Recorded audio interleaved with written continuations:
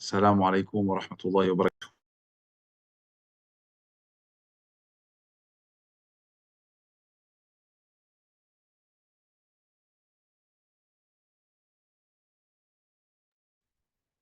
Est-ce que vous m'entendez, s'il vous plaît?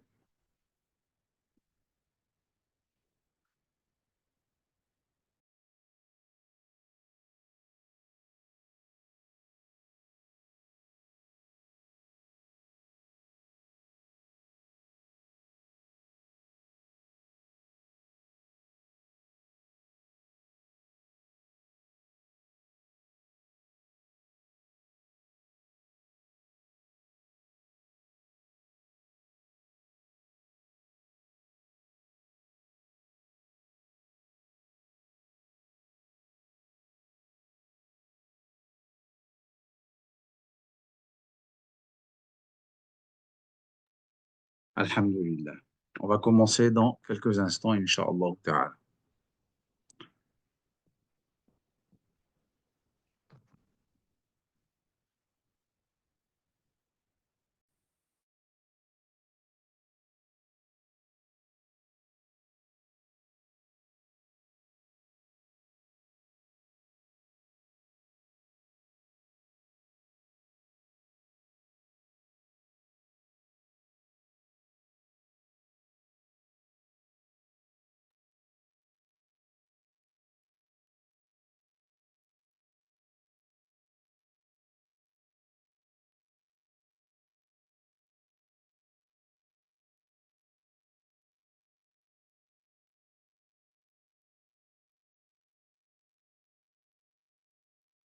Si des personnes sont sur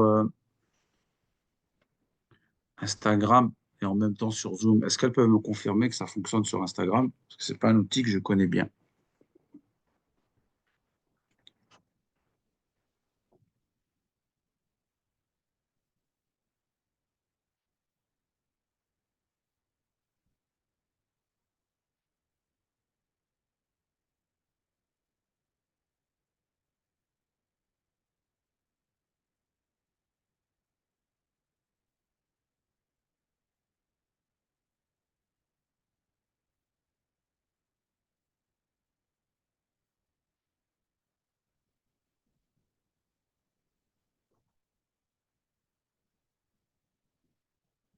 Et là, ça fonctionne, s'il vous plaît? Alhamdulillah. Allez. Bismillahir-Rahmanir-Rahim. Alhamdulillahi Rabbil Alamin. وأصلي وأسلم على رسوله الكريم وعلى آله وصحبه أجمعين أما بعد. Donc c'est avec plaisir que je vous retrouve ce soir dans une des nuits du mois du Ramadan pour évoquer ensemble le sujet du début de la révélation.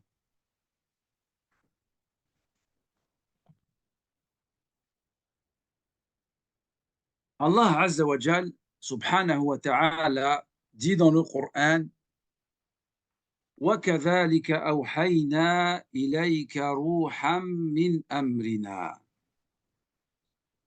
ما كنت تدري ما الإيمان ما كنت تدري ما الكتاب ولا الإيمان ولكن جعلناه نورا نهدي به من نشاء من عبادنا وإنك لتهدي إلى صراط مستقيم صراط الله الذي له ما في السماوات وما في الأرض ألا إلى الله تصير الأمور. Allah Azza wa Jal dit dans Surat Ash-Shura, il dit dans le sens des versets: et c'est ainsi que nous t'avons révélé un esprit. En arabe, c'est dit ruh, quelque chose de vivant, en parlant du Coran, provenant de notre ordre. Et Allah Azzawajal s'adresse au prophète en lui disant, tu n'avais aucune connaissance du livre ni de la foi. Et Allah Azzawajal dit, et nous en avons fait une lumière, en parlant du Coran, par laquelle nous guidons qui nous voulons parmi nos serviteurs. Et en vérité, tu guides vers une voie droite. Quelle est cette voie droite vers laquelle guide vers le prophète sallallahu alayhi wa sallam? Allah dit, la voie d'Allah Azza wa Jal à qui appartient ce qu'il y a entre les cieux et la terre, et n'est-ce pas vers Allah que les choses reviennent. Naam.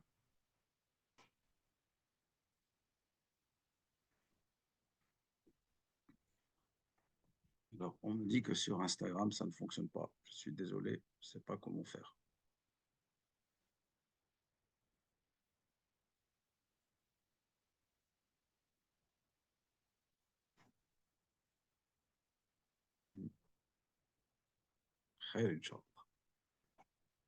Donc, dans ce verset, Allah Azza wa Jal, subhanahu wa ta'ala, Jalla Jalaluhu, nous mentionne qu'il a révélé sur le prophète sallallahu alayhi wa sallam le Coran.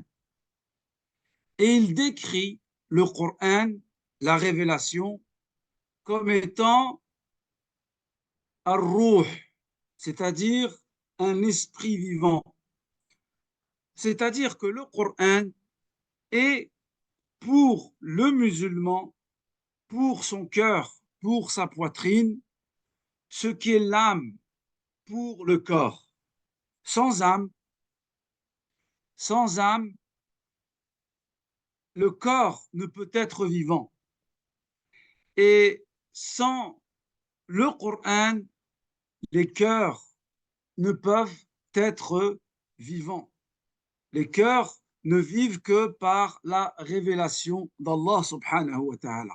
Et ceci est un bienfait qu'Allah Azza wa Jal a accordé au prophète sallallahu alayhi wa alihi wa sallam. Naam. Ceci est un bienfait qu'Allah Azza wa Jal a accordé au prophète sallallahu alayhi wa sallam, à cette communauté et en réalité à l'humanité tout entière. À l'humanité tout entière. Allah Azza wa Jal a accordé le Coran qui est une source de vie des cœurs, des poitrines et des âmes, sans laquelle les cœurs, les âmes sont soit mortes ou soit malades, qu'Allah Azza wa Jal nous en préserve. Naam.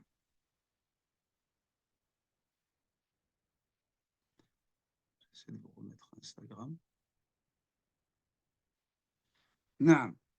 Et Allah Azza wa Jal dit à son prophète, Ma kunta tadri mal kitab wala l'iman. Tu ne savais pas, ô Mohammed, ce qu'était le Coran, la révélation, ni ce qu'était la foi. Bien sûr, le prophète sallallahu alayhi wa sallam était sur la voie de Ibrahim alayhi salam, sur la voie de Isa alayhi salam, sur les principes du monothéisme. Mais il n'avait pas les détails qu'Allah Azza wa Jal va mentionner plus tard dans le Coran concernant la foi et concernant la législation. C'est dans ce sens qu'il faut comprendre la parole d'Allah lorsqu'il dit, Allah dit à son prophète, tu ne connaissais ni le livre et tu ne connaissais ni la foi. Et Allah subhanahu wa ta'ala, il dit, et c'est nous qui t'avons accordé une lumière en parlant du Coran afin que tu guides, qui guide les gens vers le chemin droit. Parce que grâce au Coran, les gens, grâce à la révélation d'Allah Azza wa Jal, Allah refait revivre les cœurs. Grâce à la révélation, Allah subhanahu wa ta'ala fait sortir les gens des ténèbres, de la mécréance vers la lumière de la foi. Il fait sortir les gens des ténèbres de l'associationnisme vers la lumière de l'unicité. Il fait sortir par le Coran, la lumière du Coran, les gens des ténèbres, des innovations religieuses vers la lumière de la sunna prophétique. Il fait sortir les gens de l'injustice vers la lumière de l'équité. Il fait sortir les gens de l'ignorance vers la science. Tout cela par le fait de la révélation d'Allah Azzawajal. Et Allah Azzawajal, dans ce Coran, il nous dit que la voie vers laquelle le prophète appelle n'est autre que la voie d'Allah Azzawajal. C'est-à-dire, si quelqu'un veut cheminer vers Allah subhanahu wa ta'ala, la seule voie, le seul chemin possible est de suivre la voie du prophète sallallahu alayhi wa sallam, et on ne peut suivre la voie du prophète sallallahu alayhi wa sallam sans revenir à la révélation qu'Allah Azzawajal a descendue sur son prophète bien-aimé sallallahu alayhi wa alihi wa sallam. Donc vous avez vu comment Allah Azzawajal qualifie le Coran. Il qualifie comme ar-ruh, ce qui rend vivant les cœurs, ce qui rend vivant les poitrines, ce qui rend vivant les gens. Naam, c'est le Coran, la révélation d'Allah Jalla Jalaluhu subhanahu wa ta'ala. Apport, pour bien comprendre euh, le mérite et le besoin de l'humanité concernant la révélation d'Allah Azza wa Jal, il faut revenir à la situation des gens avant la révélation. Comment les gens vivaient avant la révélation et après cette révélation, comment les gens ont-ils vécu? Naam. Sachez, barakallahu fikum, qu'avant la révélation du Coran, les gens vivaient dans l'égarement absolu. Ils étaient plongés dans l'ignorance. Ils étaient engloutis dans la mécréance, dans l'idolâtrie, le paganisme, dans l'injustice, les turpitudes, tous ces maux de l'humanité. Pourquoi? Parce que la révélation n'existait plus au sein de l'humanité. Et Allah Azza wa Jal, subhanahu wa ta'ala, nous qualifie l'état de l'humanité avant la venue du prophète, sallallahu alayhi wa sallam, et avant la révélation. Allah Azza wa Jal dit dans le Coran, هو الذي بعث في الأميين رسولا منهم يتلو عليهم آياته ويزكيهم ويعلمهم الكتاب والحكمة وإن كانوا من قبل لفي ضلال مبين. Allah Azza wa Jal dit dans le sens du verset, c'est lui qui a envoyé chez les analphabètes, en parlant des Arabes, un prophète issu d'eux, qu'il leur récite les versets du Coran et qu'il les purifie. Remarquez qu'on ne peut atteindre la purification sans les versets du Coran. Et Allah insiste sur ce point en disant et qui leur enseigne le livre, la révélation et la sagesse. Il faut comprendre ici la sunna du prophète sallallahu alayhi wa sallam. Et regardez comment Allah termine ce verset et il dit وَإِنْ كَانُوا مِنْ قَبْلُ لَفِي ضَلَالٍ مُبِينٍ, alors qu'ils étaient auparavant dans un égarement manifeste. C'est-à-dire que sans la révélation d'Allah Azza wa Jal, sans la révélation d'Allah, les êtres humains vivent dans l'égarement manifeste, dans l'égarement lointain. Et le prophète sallallahu alayhi wa sallam nous rapporte dans le hadith rapporté par l'imam Muslim, il décrit la situation de l'humanité sans la révélation. Il dit Inna Allah nazara ila ahli al-ardi famaqatahum jami'an arabahum wa ajamahum illa baqaya. Écoutez bien, illa baqaya min ahli al-kitab. Le prophète sallallahu alayhi wa sallam dit, Allah Azza wa Jal a observé les habitants de la terre juste avant la venue du prophète sallallahu alayhi wa sallam, juste avant la révélation du Coran. Et il dit, il les a détestés tous, les Arabes et les non-Arabes, l'humanité entière, sauf, écoutez, sauf qui? Sauf une poignée d'hommes, des gens du livre.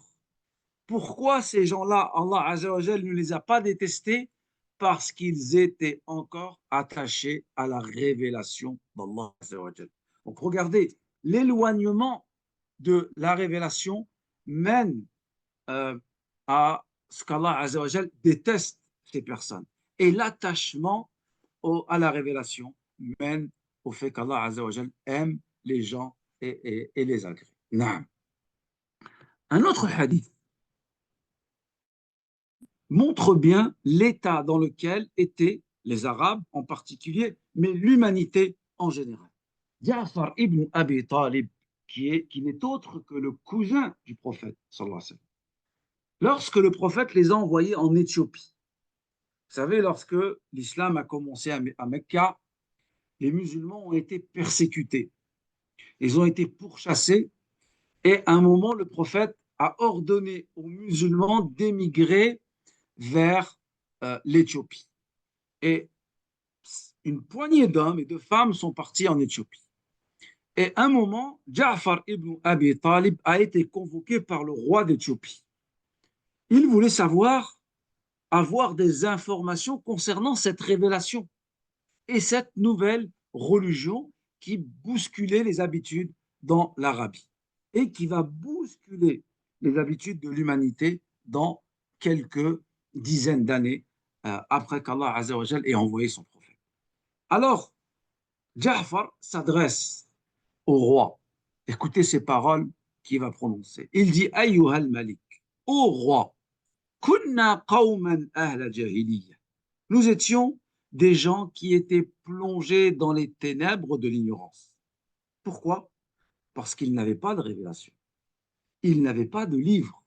Il dit, et donc le fait de ne pas avoir de livre et de révélation, il dit, nous adorions les statues. Nous mangions les bêtes mortes. Et nous vivons dans la luxure et dans l'immoralité, dans le péché. Et il dit, on coupait les liens de parenté. On se comportait mal avec le voisinage. Le plus fort d'entre nous mangeait le plus faible. Et nous étions ainsi jusqu'à ce qu'Allah envoie son prophète et donc qu'il révèle le Coran. Jusqu'à ce qu'Allah envoie son prophète. On connaît ce prophète, on connaît son ascendance, on connaît son honnêteté, on connaît son dépôt, on connaît sa chasteté. Et il nous a appelés à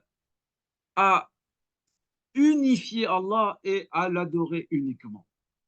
Et à délaisser ce qu'adoraient nos parents en dehors d'Allah comme divinité, qu'il s'agisse d'idoles, qu'il s'agisse d'arbres ou de foutus. Et il nous a ordonné d'être véridiques, de respecter la amana, l'engagement, de maintenir le lien de parenté, de se comporter parfaitement avec le voisinage, de s'abstenir de dire des mensonges, de s'abstenir de se tuer les uns les autres. Et il nous a interdit la turpitude, le faux mensonge, le faux témoignage, de manger les biens de l'orphelin. Et nous l'avons suivi, sallallahu alayhi wa alihi wa sallam. Naam. Donc ceci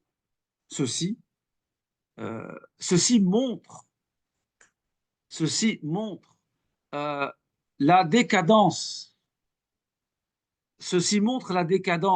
la débauche, la corruption dans laquelle étaient plongés les gens dans la péninsule arabique, mais dans l'humanité avant la révélation du Coran. Naam. euh, le sang était versé, les les biens étaient spoliés, l'honneur était bafoué. Les hommes avaient atteint le comble de l'ignorance et le summum de l'égarement. La décadence se manifestait dans tous les domaines. D'abord le domaine religieux, le domaine politique, le domaine économique, le domaine social. Et l'injustice, l'humiliation, les guerres, la débauche, l'adultère, l'ignorance, les péchés, l'immoralité, l'idolâtrie, les jeux de hasard, l'esprit de clan, l'intérêt était répandu dans la société. Tout ça à cause de quoi? À cause de l'absence de révélation. Ce qui montre l'importance de la révélation pour les êtres humains. Et regardez, subhanallah, aujourd'hui, lorsque les musulmans se sont éloignés de la révélation, ils se sont éloignés du Coran, ils sont tombés dans les mots, dans les points de la jahiliya qui existaient avant la révélation du Coran. N'est-ce pas qu'aujourd'hui dans le monde, on peut constater l'injustice? N'est-ce pas que les crimes gratuits et les meurtres sont répandus? N'est-ce pas qu'il y a des guerres et des situations de guerre un peu partout dans le monde?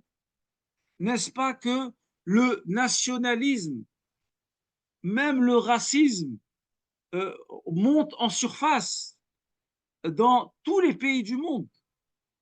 N'est-ce pas que les superstitions, la voyance sont devenues monnaie courante? N'est-ce pas que l'immoralité est devenue une vertu? La turpitude, l'alcool, la drogue, la prostitution, la fornication sont devenues monnaie courante dans le mariage, dans la société. Et le mariage est devenu une chose marginale. La piété est devenue une chose marginale.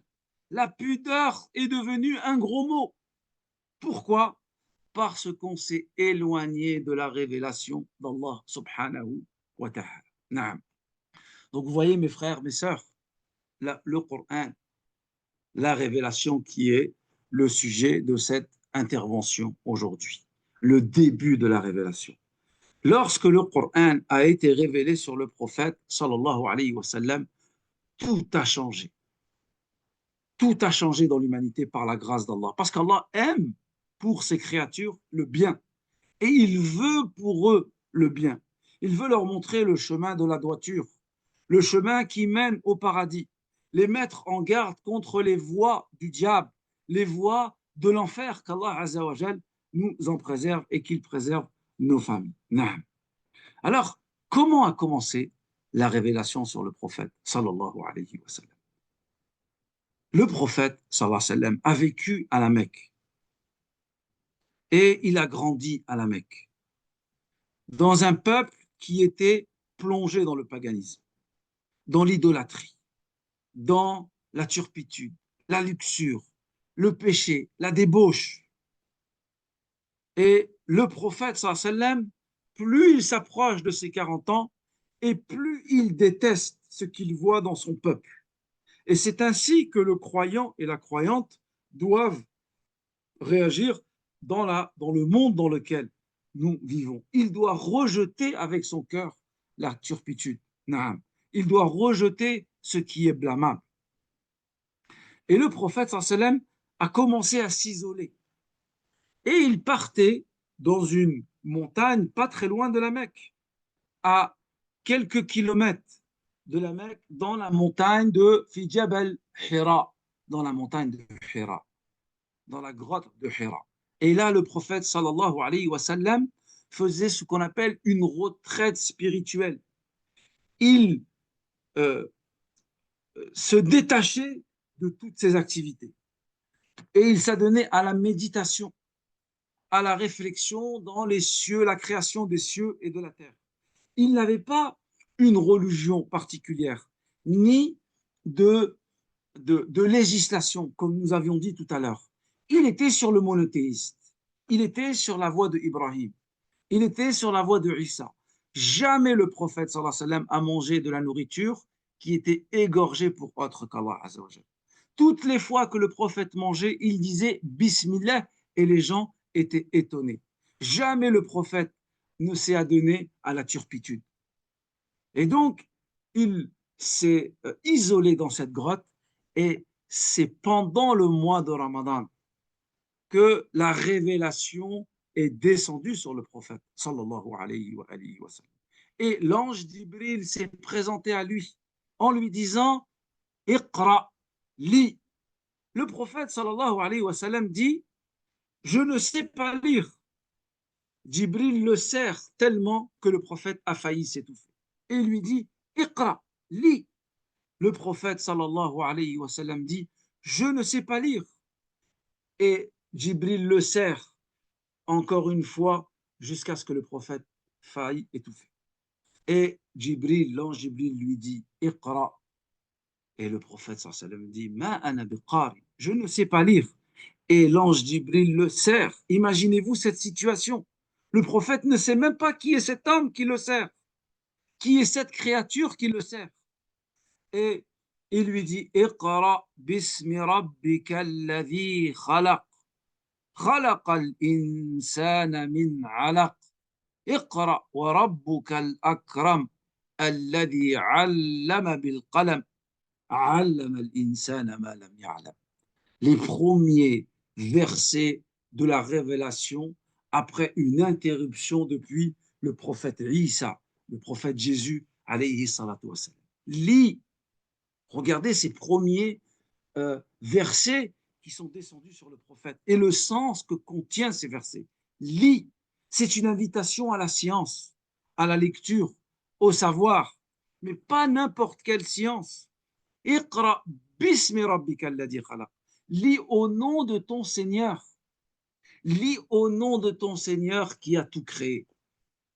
Apprends la science du tawhid. Apprends la connaissance d'Allah Azza wa Jal. Recherche la science.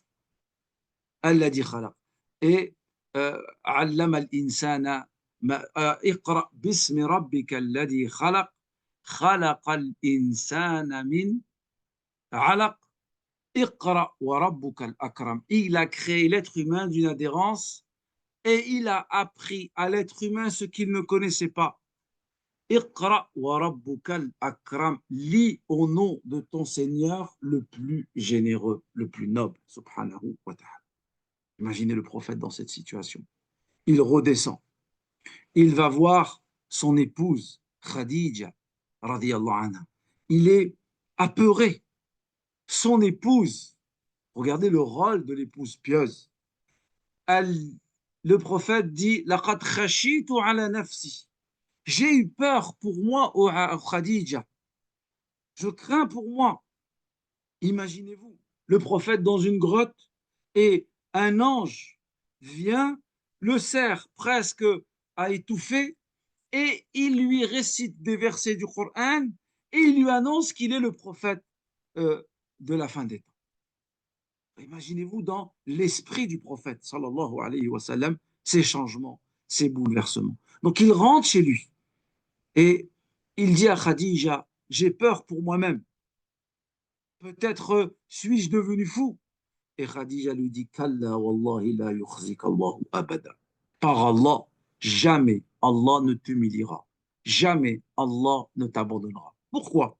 Regardez les qualités qu'elle va mentionner du prophète. Elle dit Tu passes le salam à tout le monde. Aux pauvres, aux riches, aux nobles, aux esclaves, aux affranchis, sans aucune distinction. Tu aides les gens dans leurs difficultés. Tu honores ton invité. Tu prends la défense des opprimés. Un homme comme ça, elle lui dit à son mari, jamais Allah Azza wa Jal ne t'abandonnera. Et alors, Khadija a pris le prophète sallallahu alayhi wa sallam, c'est son cousin, Waraqatu ibn Nawfal, qui était un arabe, un Qurayshite, mais qui s'était converti au christianisme. Parce que les dernières personnes à être restées sur la vérité, Et ils étaient une poignée, comme on l'a dit tout à l'heure, c'est les gens du livre, parmi les chrétiens ou parmi les juifs. Mais ils étaient, on pouvait les compter sur les doigts d'une main. Et il est parti voir. Et quand il lui a raconté ce qu'il est arrivé, il a dit, ça c'est l'ange qui a été envoyé à Moussa alayhi salam. Et ensuite il a dit au prophète, ah, si seulement j'étais encore jeune, je te secourrai lorsque ton peuple t'expulsera. Et le prophète a été étonné de cette phrase, parce que le prophète était aimé, apprécié dans son peuple, dans sa communauté. Il était appelé As-Sadiq al-Amin, le véridique, le digne de confiance. Lorsque les gens laissaient des amanats, des dépôts, ils les laissaient chez le prophète sallallahu alayhi wa sallam.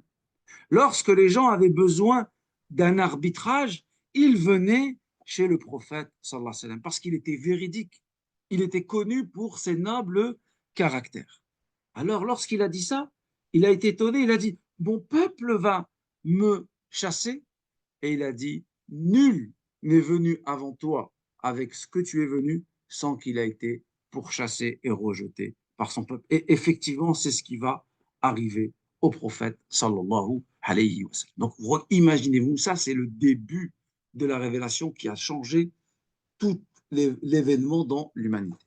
Et ensuite, le prophète sallallahu alayhi wa sallam a appelé vers l'islam, a appelé vers le tawhid, il a appelé vers les nobles comportements, d'abord secrètement, ensuite en public, et là il a commencé à lui et ses compagnons, ridwanullahi alayhim, sur eux la grâce d'Allah et la miséricorde d'Allah et l'agrément d'Allah, ils ont subi des persécutions, les moqueries, les railleries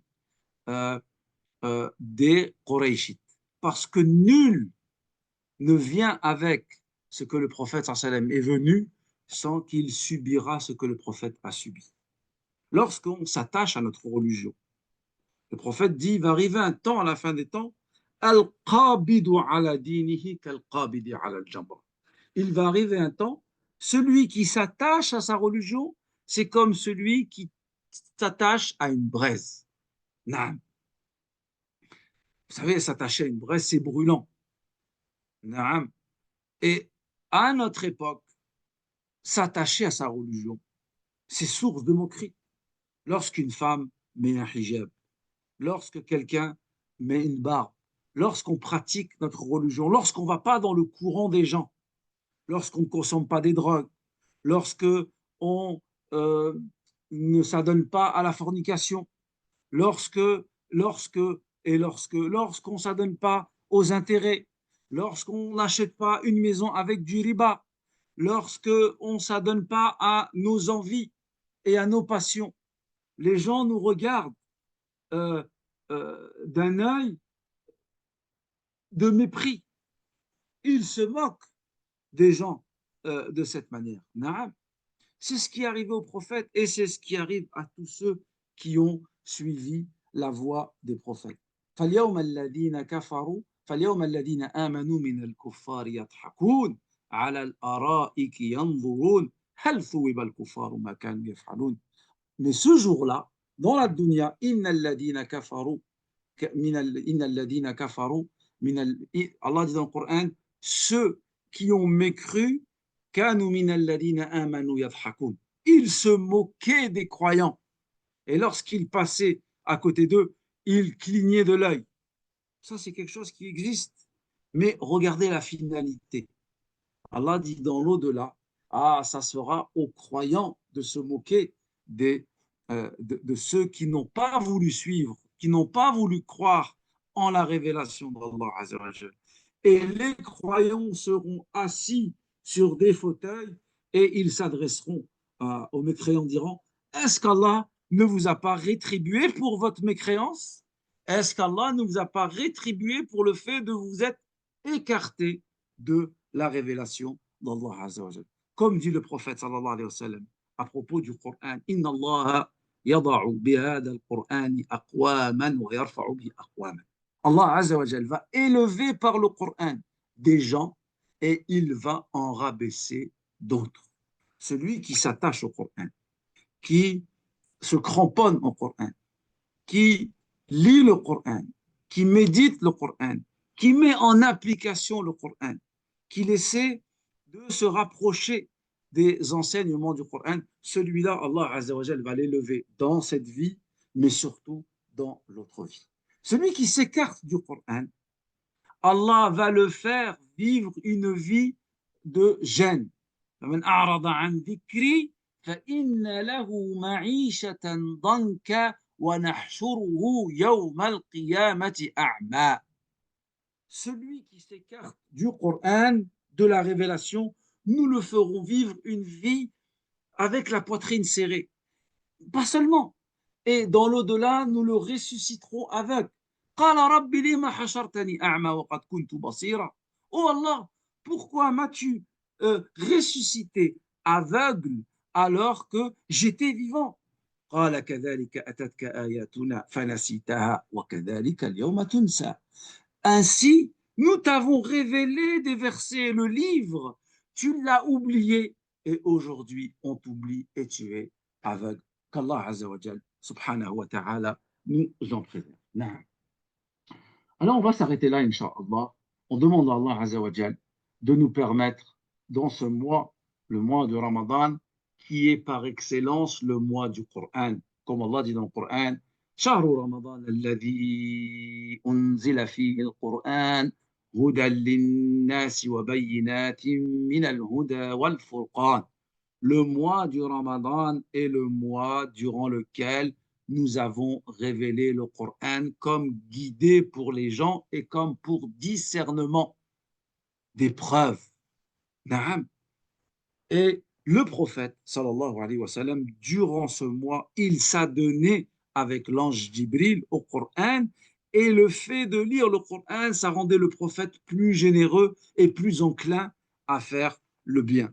On espère que ce mois de Ramadan soit pour nous une source de bénédiction, soit une source de pardon, soit une source d'être enclin, d'être prompt à faire le bien et de s'adonner, de son concurrencer dans le bien, et que ce mois de Ramadan et notre attachement au Coran soit pour certains ou pour beaucoup d'entre vous une réconciliation entre nous et Allah Azza wa Jal, entre nous et la prière, entre nous et le Coran, entre nous et les bonnes actions, entre nous et la religion d'Allah Azza wa Jal. Par Allah, si on est attaché à notre religion, on réussira dans cette vie et dans l'autre. Et toute personne qui s'écarte de la religion d'Allah et de sa révélation, malheureusement, il s'aventure il sera parmi les malheureux et dans l'au-delà parmi les perdants. Qu'Allah Azza wa Jal nous en préserve.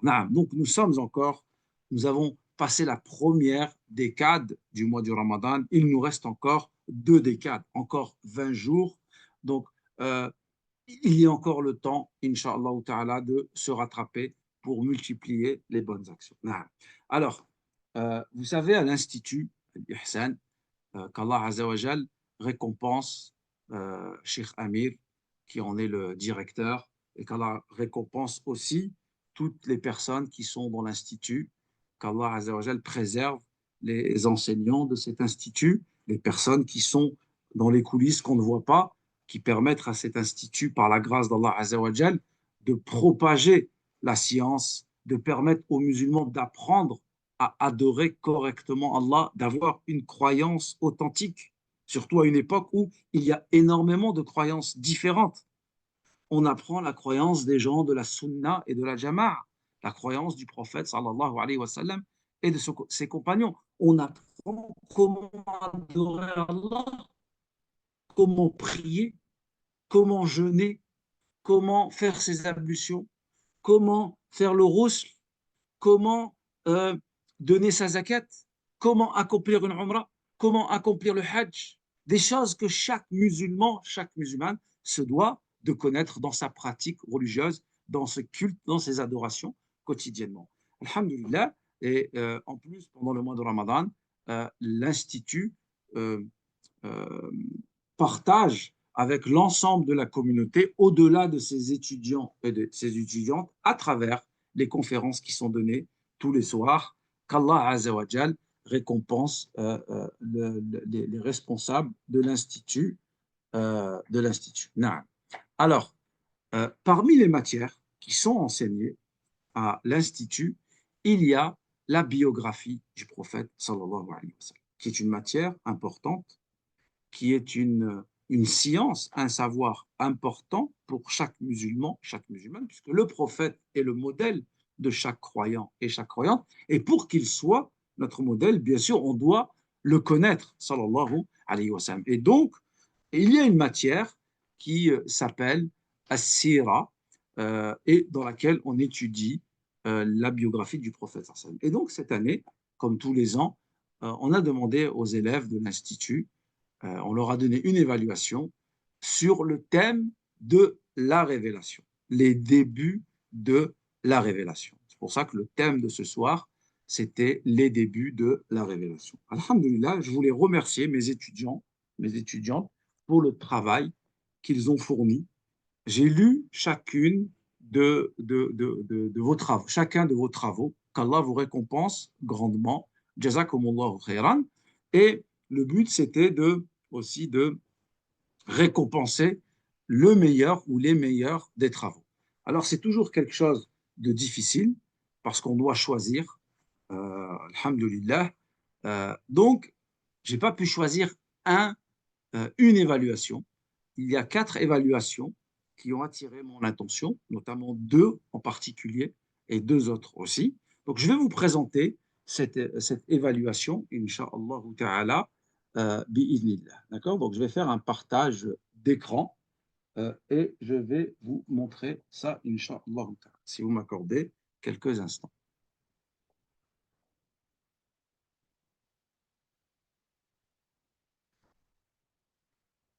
Alors, le premier, euh, pa- pa- parmi ceux qui, excusez-moi, hein, parmi ceux qui ont retenu mon attention, il y a le travail de Aminata Maïga, d'accord, qui a présenté les étapes de la révélation que vous voyez actuellement à l'écran, d'accord.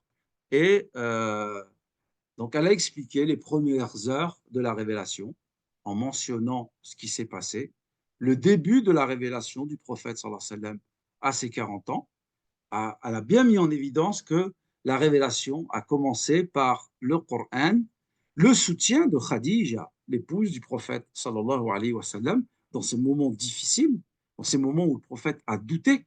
Naam, euh, il voit un ange, on lui annonce que c'est un prophète, et la rencontre avec le cousin de Khadija, Waraqatu ibn Nawfal, et ensuite l'interruption de la révélation et le passage du prophète sallam à son statut de Nabi, le prophète à son statut de Rasoul. Parmi les travaux qui ont été aussi retenus, donc ça c'était, excusez-moi, ça c'était le travail, je m'excuse, hein, le travail de Aminata Maïga, c'est celui qui s'affiche actuellement à l'écran sous une forme d'une frise en parlant de la première révélation, l'interruption, les formes de la révélation jusqu'à arriver au début de la prédication en islam. Naam. Ensuite, le travail que je vous ai montré, c'est le travail de Abu Bakr Nabi. Donc ça, c'était le travail de Abu Bakr Nabi. Donc c'est un travail qui a attiré mon attention. Et ensuite, dans l'ordre, hein, il y a le travail de Ilyas Djilali avec Sarah Kanovic. Hein. Donc c'est des étudiants assidus de l'Institut, machallah, dans les matières que j'enseigne. Et ils ont présenté euh, leur travail en commençant par un verset du Coran qui met bien en évidence que le Coran, c'est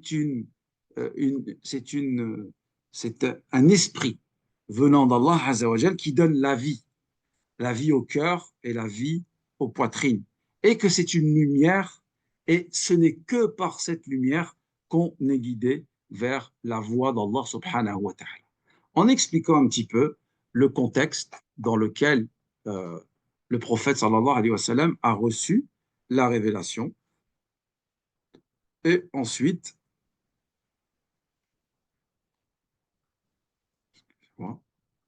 euh, euh, les différentes formes de révélation qu'a reçu le prophète. Parce que lorsque la révélation est descendue sur le prophète, elle ne venait pas euh, sous une seule forme. Il existait différentes formes de révélation. Donc, je vous invite à étudier la vie du prophète sallallahu alayhi wa sallam pour savoir de quoi il s'agit. Et finalement, il a terminé en mentionnant les enseignements à retenir de cette période de la vie du prophète sallallahu alayhi wa alihi wa sallam. Et le dernier des travaux donc, qui a retenu mon attention, c'est celui, donc c'est plusieurs étudiants, hein. Attendez, je vais le partager, s'il vous plaît, si vous me permettez.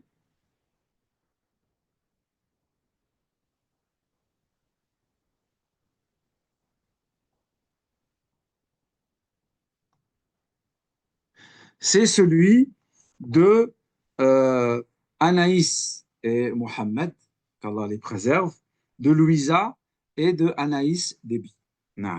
Donc, c'est un travail qu'ils ont fourni. Ils sont partis à partir d'une frise chronologique qui explique comment, regardez ici, comment Mohammed ibn Abdillah, Mohammed, le fils de Abdullah, il est devenu Mohammed Rasulullah, Mohammed le prophète d'Allah. Il était, avant la révélation, connu comme Mohammed, le fils de Abdullah, puisque son père s'appelait Abdullah ibn Abd al-Muttalib, et suite à la révélation, il est devenu Mohammed, le prophète d'Allah, et c'est ainsi que le prophète est connu jusqu'à la fin des temps. Donc, je vous montre un petit peu leur travail. Donc, c'est une frise, et ensuite, ils font un zoom sur chaque étape de la vie du prophète, sallallahu alayhi wa sallam. Est-ce que vous voyez, s'il vous plaît? Vous avez donc un zoom sur les événements qui ont préparé le prophète à devenir prophète, puisque la révélation, c'est quelque chose de lourd. Et Allah Azzawajal a préparé son prophète et a préservé son prophète pour recevoir la révélation.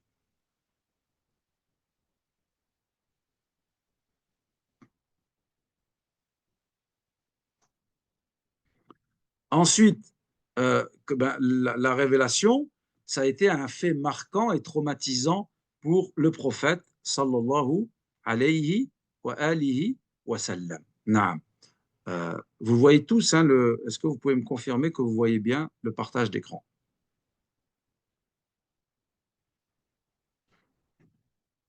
Non, je pense que c'est bon pour tout le monde. Donc la révélation était un fait marquant et traumatisant pour le prophète sallallahu alayhi wa sallam. Ensuite, le prophète sallallahu alayhi wa sallam euh, s'est réfugié chez lui, il a pris peur, il s'est enveloppé et Allah Azza wa Jal lui donne l'ordre, il dit Qum fa'anzir wa rabbaka fakabbir. Lève-toi, avertis et la grandeur de ton Seigneur proclame. Naam.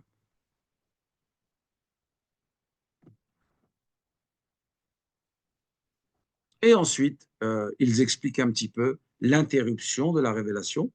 À un moment, le prophète, pendant quelque temps, la révélation a été cessée et ils expliquent pourquoi cette révélation, finalement la reprise de la révélation est le début de la prédication, puisque Allah Azzawajal a révélé sur son prophète le Coran pour le transmettre à l'humanité. Comme Allah Azzawajal dit dans le Coran, il dit, subhanahu wa ta'ala, il dit وَمَا أَرْسَلْنَاكَ إِلَّا رَحْمَةً لِلْعَالَمِينَ وَمَا أَرْسَلْنَاكَ إِلَّا رَحْمَةً لِلْعَالَمِينَ.